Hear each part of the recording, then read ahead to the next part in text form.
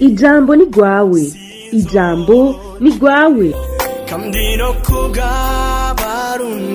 naje ndamaramaye nk'userukira igihugu kubona miliyaridi 54 zisohoka ukarondera iyo zagiye ukazibura nakamaramaza nta komine nimwe buzemwo n'imiburiburi abantu 50 bariko bararira barizwa n'iki ubutungane nta kigongwe mu nyumvira ndiko ndarira imbere yanyu munyitase barundi ishobora kumva indongozi ishobora gutwara igihugu bakakwicana abantu kuri kurabera mu minsi yose kugira dutore akagwi kakidinapa abantu bakigira byaturuhije nk'ubu abakora mu gisata cikabona nta no kumaramara mwumva konka amaraso y'abene gihugu tuvuga nuko mugabo nyari cyubahiro mukuru w'igihugu wahehe yashimiriza amenyo nyari cyubahiro igisaratoga wawundi ati n'icabereye mu rutara kwa Inarunyonga caramenyekanye. Imvugo y'igisaratoga niyo ubutegetsi bwa 𝒊𝒈𝒊𝒌𝒊 umaze imyaka 20 bukoresha mu guhenda abarundi no guhuvya uwo wese yifuza guharanira impinduka mu Burundi. Iryo nibanga umwe mu begereye cyane ubutegetsi bwa 𝒊𝒈𝒊𝒌𝒊 aheruka guhishurira iradio RPA.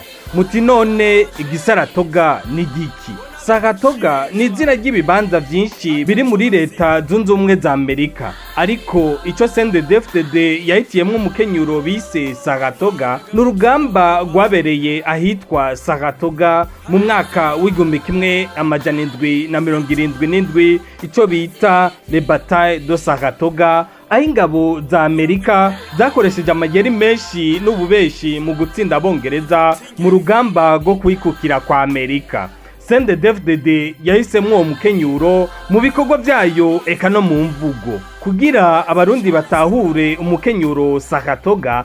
𝒊𝒈𝒊𝒌𝒊 imaze imyaka 20 ikoresha mu gutwara Burundi. Radio RPA yabatunganije ikiganiro kuri ivyo. Umutumire akaba umenyesha makuru n'umuyobozi wa Radio RPA Bob Rugurika aherutse guhishurirwa iryo banga n'umwe mu narayibonye za 𝒊𝒈𝒊𝒌𝒊 kuko yemeza ko hageze ko ivyo bihagarara Uburundi bugakurwa mu kaga. Mutangwe mu kiganiro ijambo ni rwawe cyo kuri w'Imana igenkezo rya 21 Nyakanga ni kuva igihe cy'isaha 12 z'umugoroba mu masaha y'Ubujumbura ku mbuga zitandukanye za Radio RPA.